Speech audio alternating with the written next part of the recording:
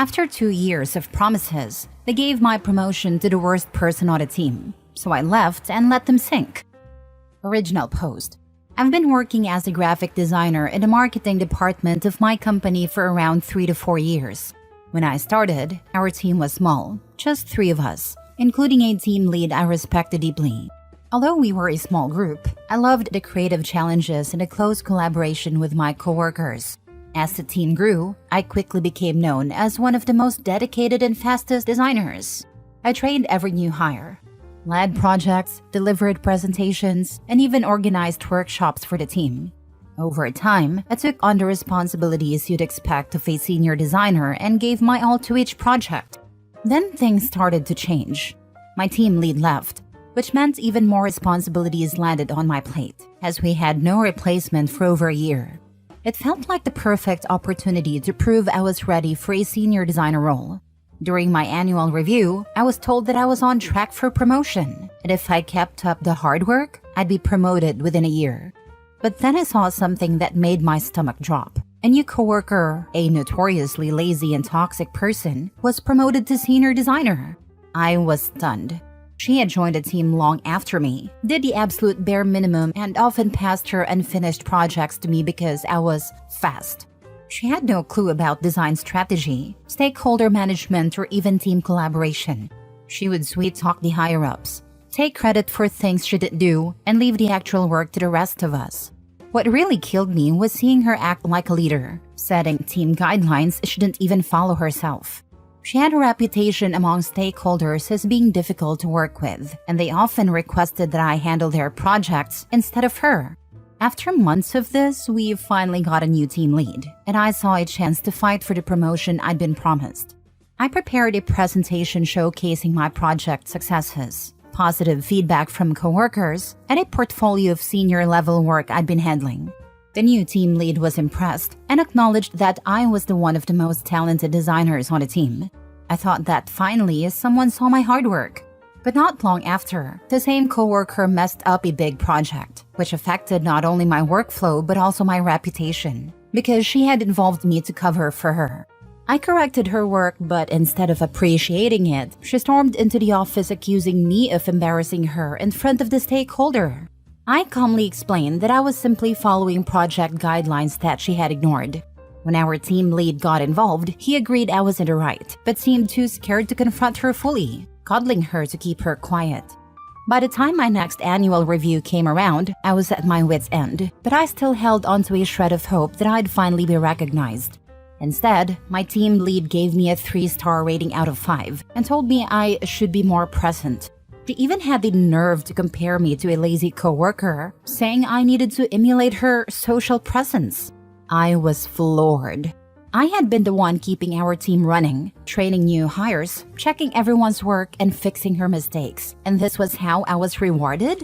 I refused to sign the review papers, telling him I wouldn't be proving anything else. I said that if he thought she was senior material, then he could let her handle the work. I would step back and do only what was required. No more senior-level tasks, training, or rescuing her half-finished projects. He started panicking and offered me the promotion in 6 months instead of a year, but I was done. 2 weeks later, I accepted a higher-paying job offer and handed in my notice. My manager was shocked, begging me to stay and asking what he could do to make things right. I told him there was nothing he could say that would make up for the years of disrespect. As soon as I decided to leave, I knew exactly how I'd handle my departure. Since all those senior tasks were no longer my problem, I wasn't going to spend my final 2 weeks writing down guidelines or passing on any of the knowledge I'd built up over the years. If I wasn't senior enough to earn the title, why should I act like one? Almost 60% of the work processes, design systems, and templates that kept our team afloat were things I had built from scratch.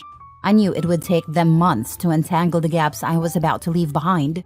The team leader must have realized this pretty quickly, because every day he started showing up at my desk with desperate pleas for help. Just a few guidelines, or just walk us through the workflow one last time. Each time, I reminded him that he'd refused my promotion, and as far as I was concerned, that meant my time and expertise were no longer his to ask for. The day I handed in my badge and walked out of that building was the first time I felt genuinely free in years. Now, I'm in a new job where my contributions are recognized and rewarded. Looking back, I can only hope this experience was a lesson for my former team lead and his senior designer. Maybe they'll learn what happens when you overlook someone's hard work and loyalty for the wrong reasons. But honestly, that's no longer my problem. Now for the top comments before reading the update. To be honest, you sound very out of touch with your management. You should already know where you are in the picking order of promotion/seniority. And you should realize that your skills shown today might not at all qualify you as one of the most likely to be promoted next or go into a different role. Not getting a promotion happens, for many reasons, but you should always be aware why management picked your colleague. Even if you don't agree with their decision, management is typically not blind to the things you mention. They simply use a different set of criteria that you think they do/should. The more mature way of handling this situation is to simply talk to your management about it and put a realistic growth/promotion plan together. And if they can't, then look for something else. I actually did talk to them. Everything was even documented. I was already doing the job. All I wanted was a title. Practically nothing was going to change for them. I was already very near the salary scale, so even if I was promoted, my salary raise was very little anyways. So then why did they decide not to? You are owed a good and real answer to that. Typically, there is a skill lacking, and it's easier to ignore that for management than to tell you and have to work on getting that required training/growth. Well, it was a very long discussion, but I think it was not about the skills. I had a feeling like they didn't want to give that position so easily, or else everyone would have requested it. Also, I think they wanted to give that spot to someone else, which I think also have deserved that position. But moral of the story, don't promise what you cannot give. They shouldn't have led me on, and should have been honest with me like, hey, can't promise it, but when the time comes, we can look into it again. I'm facing a similar situation at work. I'm a few years from retiring after 30+ years, and my boss has recently promoted a 5-year employee to replace me when I leave. She covered some of my duties last year and was promoted 4 levels with a 20% pay raise, meaning she now earns more than me. Initially, I was furious, but I decided to quiet quit. I stopped documenting my processes, password protected my notes, and now strictly work 8 to 5. Meanwhile, my replacement has let the promotion go to her head, alienating the staff by barking orders, taking long breaks, and working irregular hours. Ironically, she'll have to give up her promotion and pay raise to take over my position, which isn't up for reclassification for another 8 years. With staff members leaving and a hiring freeze in place, the situation is bound to get worse, but I'm just enjoying the show for now. Get your years of retirement. Personally, I'd go ahead and do that transfer. Now for the update. First, thank you all for reading my post and sharing your own experiences.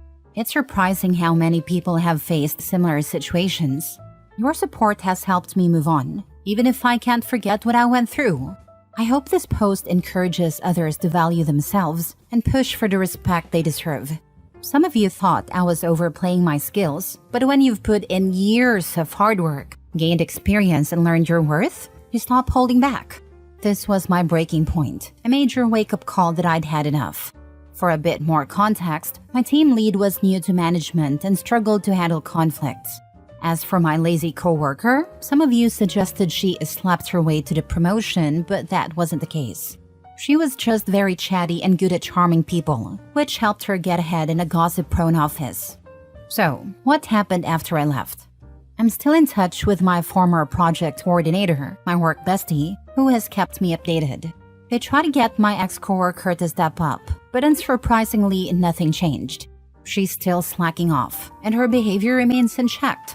To replace me, they had to divide my workload among 3 or 4 junior designers, and even merge 2 teams to manage it. This led to frustration because juniors and mediators were suddenly on the same level, causing some resentment. They also lost a lot of the work I'd done, so they had to redo it from scratch. In the end, the company didn't experience a major collapse, but they're still struggling with my lazy ex-coworker, who managed to shift her responsibilities onto the juniors. So, in a way, she got her win-win. The lesson? Everyone is replaceable, but knowing your worth is crucial. I absolutely love my new job, where I'm working with my amazing old team lead who left before all this mess. My hard work is recognized and appreciated. The best part? There are no junior or senior titles. We're all equal as graphic designers, and it's refreshing. Next story.